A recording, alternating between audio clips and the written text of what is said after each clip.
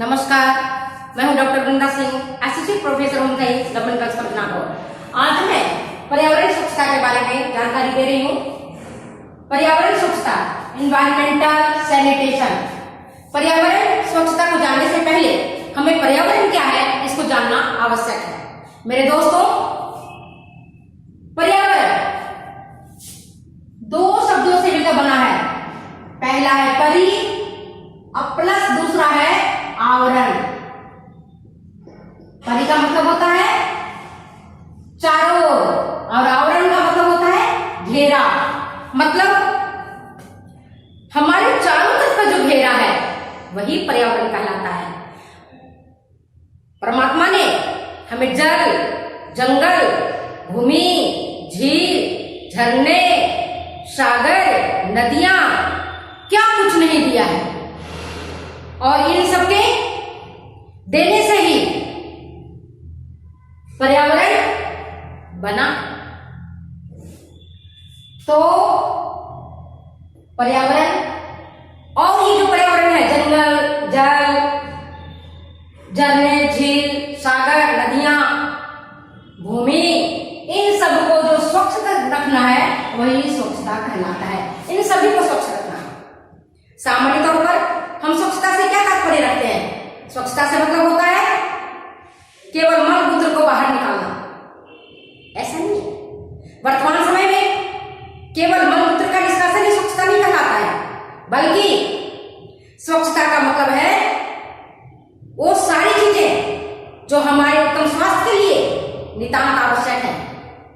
WHO ने पर्यावरण स्वच्छता की परिभाषा दी है कि physical health, mental health, growth and development और स्टैंडर्ड ऑफ लाइफ, इन सब को प्रभावित करने वाले जो जो फैक्टर्स हैं और उन पर जो ये बैड इफेक्ट्स डाल रहे हैं, जिसका दुष्परिणाम पड़ रहा है, और उसको नियंत्रित करने की जो कला है वही पर्यावरण स्वच्छता कहलाती है।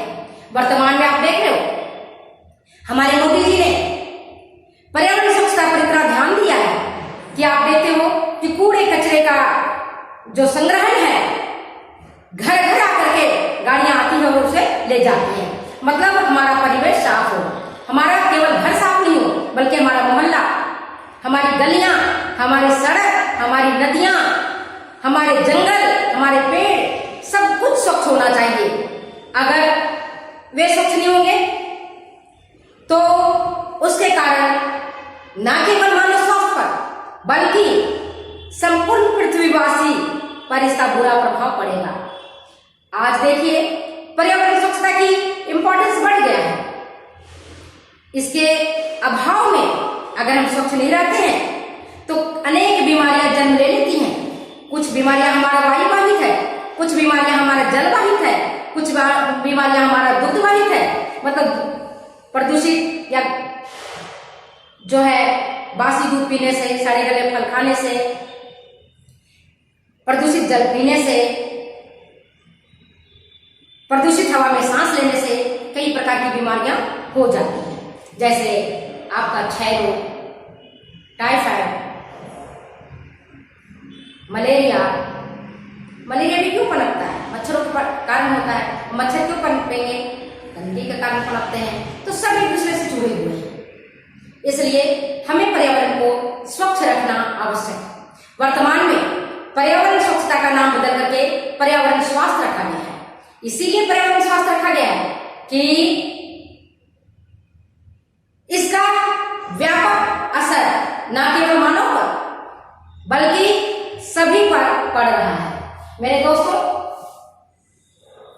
आज के समय में इंडस्ट्रियल डेवलपमेंट के कारण, साइंस एंड टेक्नोलॉजी में विकास होने के कारण क्या दुष्प्रभाव पड़े हैं ये देखिए। अतिवृष्टि कभी कभी होती है, फसल नष्ट हो जाते हैं, और अतिवृष्टि होने के कारण बाढ़ आ जाता है।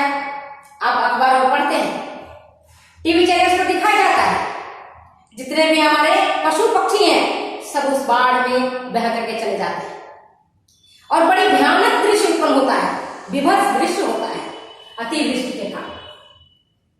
वहीं इनके कारण अनावृष्टि भी होती है, मतलब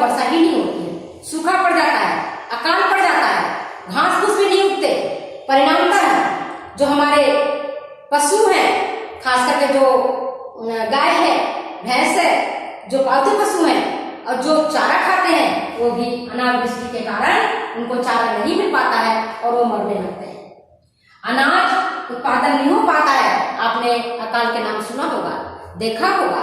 अकाल में लोगों का जो पेट है वो नहीं भर पाता है क्योंकि अनाज का उत्पादन नहीं होता है। तीसरा है जंगलों के कट जाने से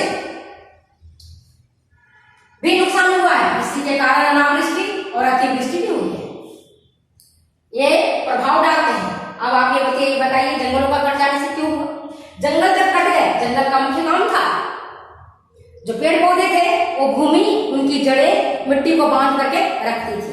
वर्तमान में जब जंगल कट गए तो जंगलों के राजा से उनको भी अपने भोजन की तलाश में जंगल छोड़ करके रहवासी इलाके में आना पड़ रहा है और उसका दुष्प्रभाव पड़ा है मानव जीवन पर। कभी कभी वो पालतू पशु को उठा के ले जाते हैं, कभी कभी जो खेत में काम कर रहे होते हैं उन पर भी आक्रमण कर देते हैं। तो ये देखिए जंगलों के कट जाने से भी नुकसान हुआ।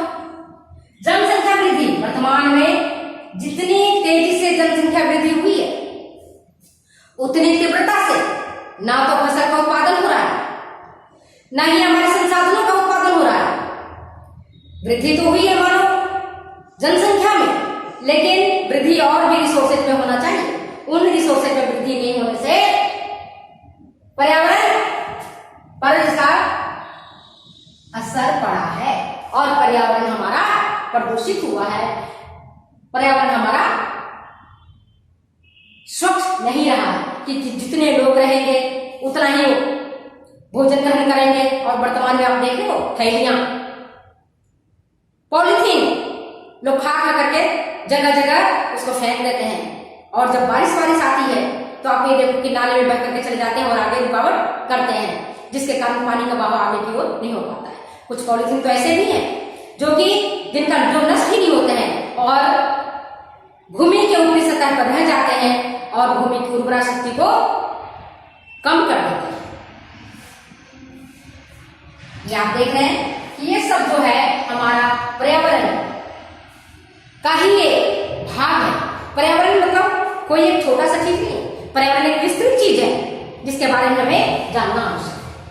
अब हम देखते हैं कि पर्यावरण अगर स्वच्छ नहीं रहता है तो क्या होता है, पर्यावरण प्रदूषण होता है।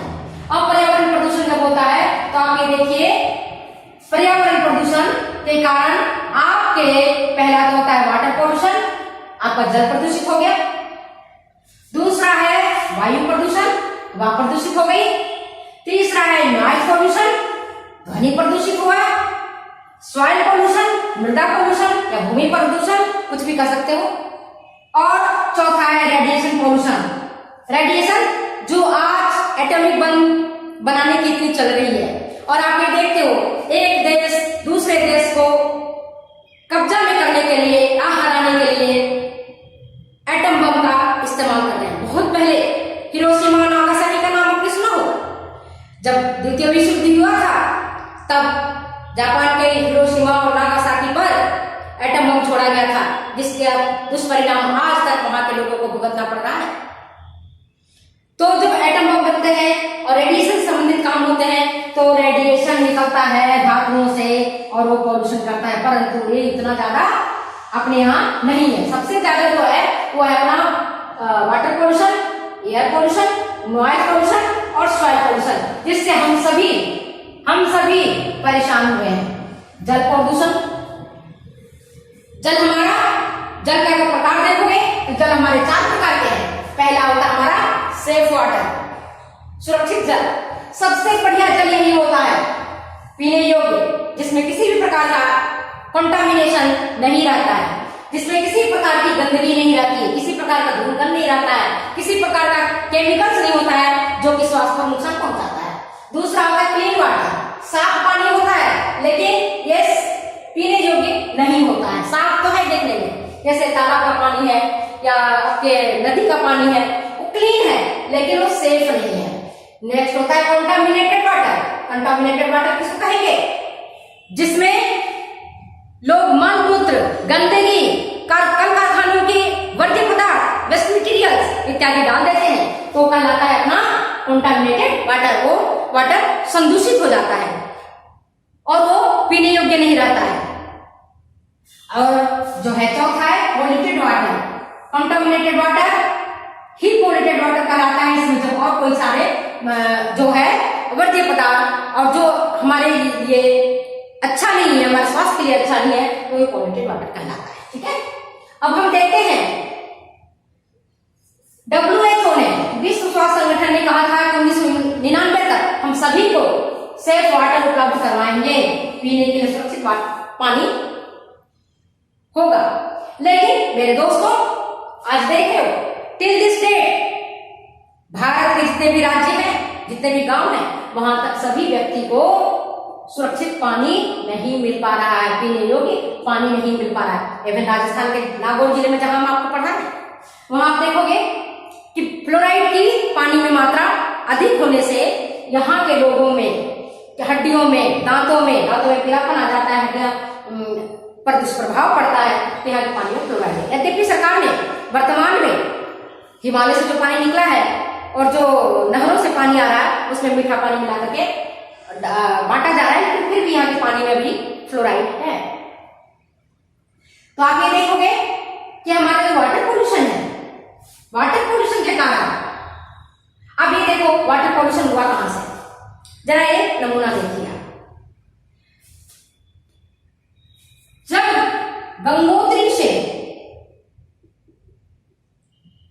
गंगा निकलती है तब बूंद बूंद करके पानी गिरता है और जो पानी टपकता है यहाँ पर, वो पानी इतना स्वच्छ, इतना निर्मल होता है कि आप देखोगे तो आपको मजा आ जाएगा। वही पानी जब ऋषिकेश तक पहुंचता है तो ऋषिकेश में आते आते वहां पर पानी कुछ हद तक पॉल्यूटेड हो जाता है, क्योंकि लोग धार्मिक कारणों से वहां जाते हैं, गंगा माँ की पूजा करते हैं, फूल, बेलपत्र, नारियल और न जाने क्या क्या चीज चढ़ा देते हैं, गंगा में बहा देते हैं। अब वो वहीं से प्रदूषण शुरू हो गया। जब पहाड़ी से पानी नीचे गिरता है और आ जाता है हरिद्वार, हरिद्वार में आप देखोगे कि और भी ज्यादा लोग पूजा पाठ करने के लिए जाते हैं, लोग गंगा स्नान जाते हैं और शवों के फूल डालने जाते हैं, तो वहां और भी नहाने धोने के कारण वहां पानी और भी गंदा होता है। यहाँ से आगे बढ़ते हैं, अब कानपुर पहुंचते हैं।